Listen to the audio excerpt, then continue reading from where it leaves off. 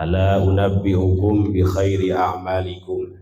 Maukah kalian aku beritahu, aku kabarkan salah satu amal yang terbaik bagimu, wa azkaha inda malikikum, dan yang paling suci, paling bersih di sisi Tuhanmu, wa arfa'iha fi darajatikum, dan yang paling cepat mengangkat derajatmu, wa khairil lakum min infaqidz dzahabi wal fiddah, dan yang lebih baik daripada engkau menginfakkan emas dan perak, wa khairil lakum min an talqaw aduwakum, dan yang lebih baik daripada engkau menemui musuhmu, fatadribu a'naqahum, lalu engkau penggal leher mereka, wa yadribu a'naqakum, mereka pun memenggal lehermu, artinya jihad.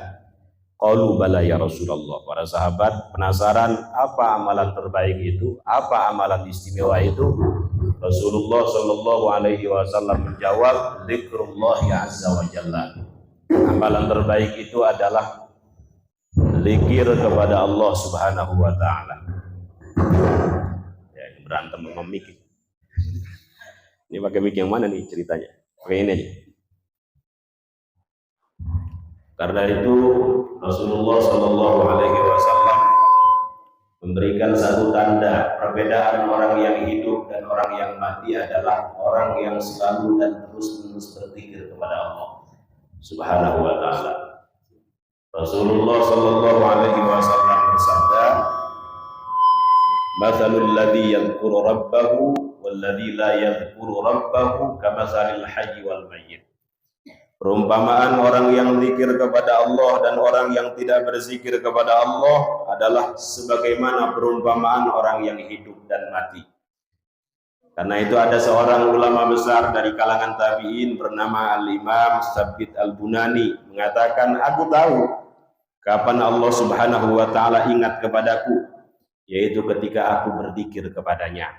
Hal ini sebagaimana Allah Subhanahu wa Ta'ala berfirman, fadhkuruni adzkurukum washkuruli wala takfurun. Berzikirlah engkau kepadaku, maka aku pun akan berzikir, artinya mengingatmu. Washkuruli wala takfurun, dan bersyukurlah kepadaku, wala takfurun, jangan kalian kufur. Ada salah seorang sahabat Nabi bernama Bilal bin Rabah.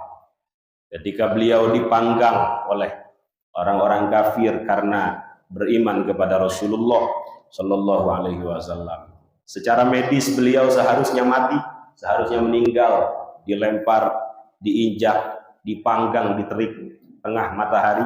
Secara medis seharusnya mati, meninggal. Tetapi beliau nggak mati-mati. Diteliti oleh para ulama, diteliti oleh para dokter, kenapa beliau nggak mati padahal secara medis harusnya mati.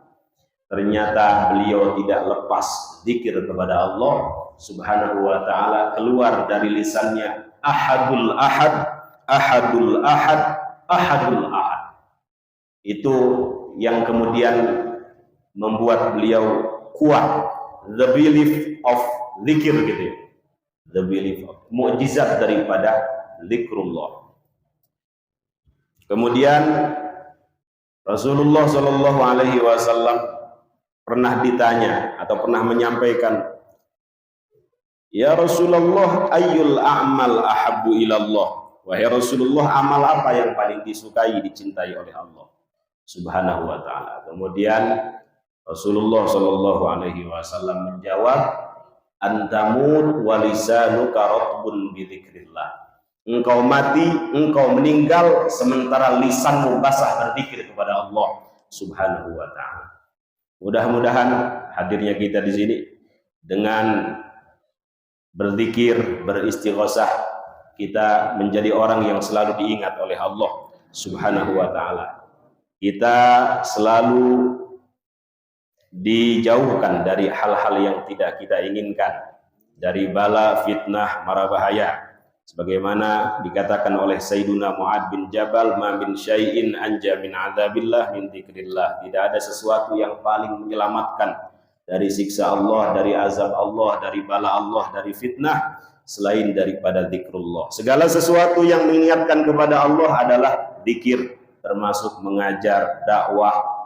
Karena itu Imam Atha pernah ditanya, ketika mengomentari sebuah hadis, idza marartum biriyadil jannah farta'u, apabila engkau melewati taman-taman surga, menepilah, nikmatilah. Kemudian para sahabat bertanya, wa ma riyadul jannah, apa taman-taman surga itu? Kemudian Rasulullah Sallallahu Alaihi Wasallam menjawab, hilaqud dzikri, taman-taman surga itu adalah halakoh-halakoh, majlis-majlis zikir kepada Allah Subhanahu Wa Taala. Kemudian Imam Atha menjelaskan, yang dimaksud dengan majalisul zikri adalah majalisul halal wal haram, majlis-majlis di mana di dalamnya diterangkan halal, diterangkan hukum haram, diterangkan hukum mubah, makruh dan seterusnya. Artinya pengajian. Kemudian kaifatuba, bagaimana cara jual beli, wa kaifatashtari, bagaimana cara membeli, wa kaifatankih, bagaimana cara menikah, wa kaifatutalliq, bagaimana cara mentalak dan seterusnya. Itu juga termasuk majlisul dzikri. Nah, ini salah satunya juga termasuk kita berkumpul di sini, mudah-mudahan sebagaimana sabda baginda Nabi besar Muhammad sallallahu alaihi wasallam, kita dihimpun oleh malaikat.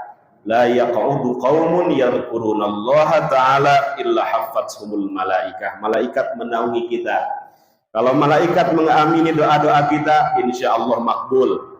Karena doa malaikat diijabah oleh Allah Subhanahu wa taala. Tanda doa malaikat diijabah oleh Allah, Rasulullah sallallahu alaihi wasallam mengatakan, idza qala al-imam, apabila seorang imam membaca, ghairil maghdubi alaihim waladdallin, man wafaqa ta'minuhu ta'minal malaikah ghufira lahu ma taqaddama min dambi. Siapa yang aminnya bertepatan dengan aminnya malaikat, dosa-dosa kecil dari mulai balik sampai sekarang diampuni Allah Subhanahu wa taala. Itu tanda malaikat doanya mustajab. Kalau kita pengen banyak malaikatnya di masjid, di rumah, perbanyak zikrullah, perbanyak qiyamul lail, perbanyak mengadakan majlis-majlis ilmu, perbanyak mengadakan majlis-majlis zikir. Malaikat senang hadir di tempat-tempat seperti itu, mengaminkan doa-doa kita. Amin amin ya rabbal alamin.